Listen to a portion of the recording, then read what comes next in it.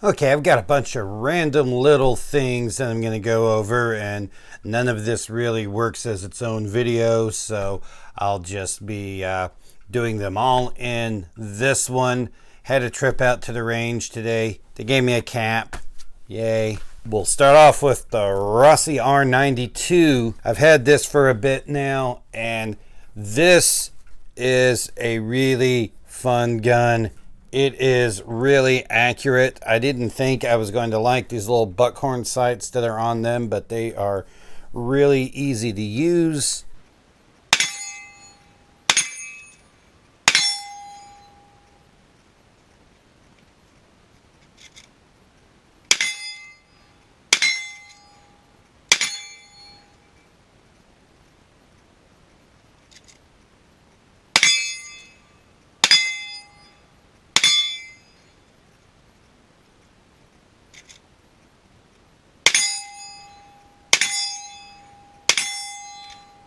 It doesn't jam like everybody always says. That's the reputation, is that these just jam really, really badly. Well, it doesn't. I think I've had 2 or 3 rounds jam, and that was pretty early into it. Now that I've put a few hundred through it, it seems to feed whatever I put in it, any type of 38 or 357.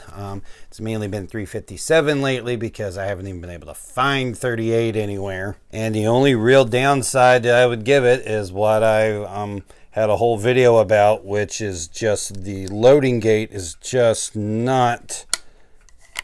That is just not a fun thing to deal with. I don't know why this is so hard there.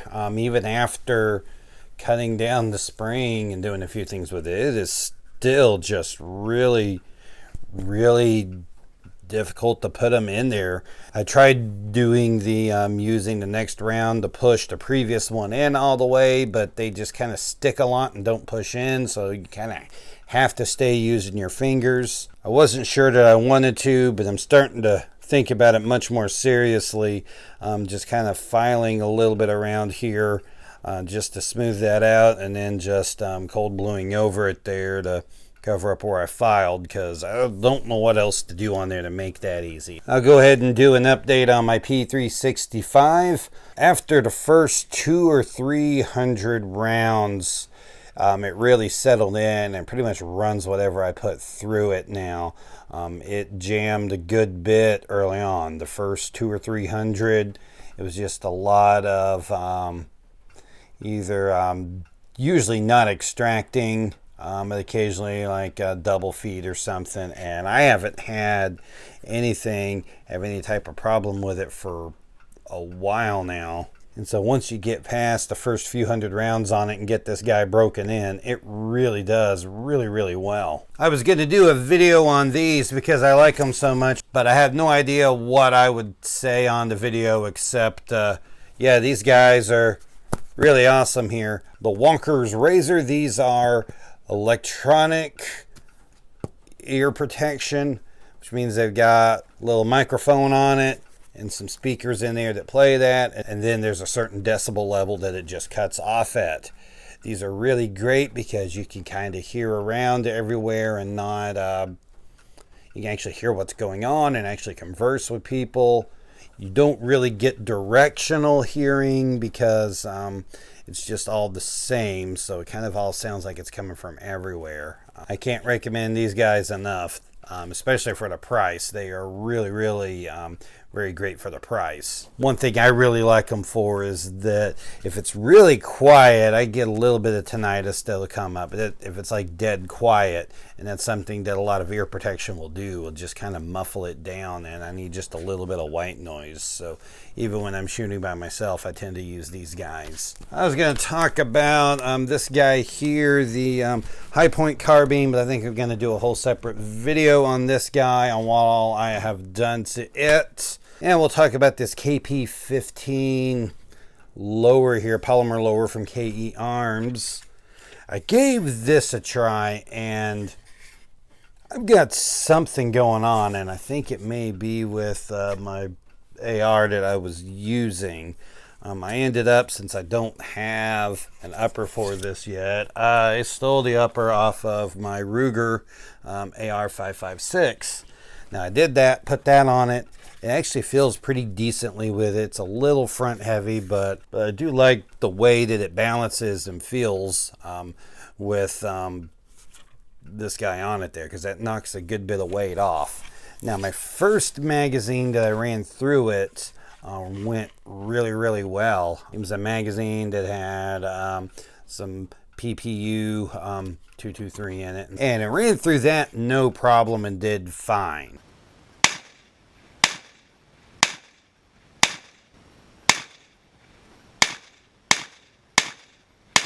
So then I grabbed another magazine, and this one had some steel case stuff in it. I had some of the cheap Tula ammo there, and it just wouldn't cycle through. It's just like it would fire and it just wouldn't pick up the next round. You just have to run the charging handle between it. Now, I know a lot of people are like, don't ever run steel case.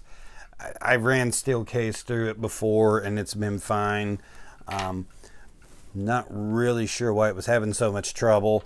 I tried playing with different magazines. This was the one, just this little metal one here from ASC.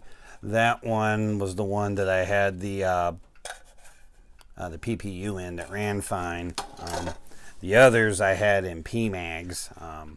And I tried loading that up. I didn't have any more of the PPU because that was the last little bit of it that I had that was in that mag, and I shot that off. I did have some brass case stuff there, which was from like Ruag or something like that. I think it's like German stuff. I've been buying a lot of cheap ammunition lately, so I don't know if it was the ammunition giving me trouble. I started getting it to where with the Ruag it would kind of run. It would run and then just jam up. And that was using both lowers. That was going back to the original Ruger lower on this one, because I put that back on there and tried it. And I couldn't get it to go through there. I left the nice stuff. I've got the Federal 223, and I've got some IWI in there, but that's I didn't take that out to the range with me, so I didn't have that to try with. So I don't know if it's something about it not liking that steel case stuff or the Ruag. So I'll have to get it out to the range again. I'm going to try to bring some nicer ammo with me. I'm going to bring a second AR out there. I was so excited to like get going with this guy that I ran out there and I did my first shot without my ear protection on.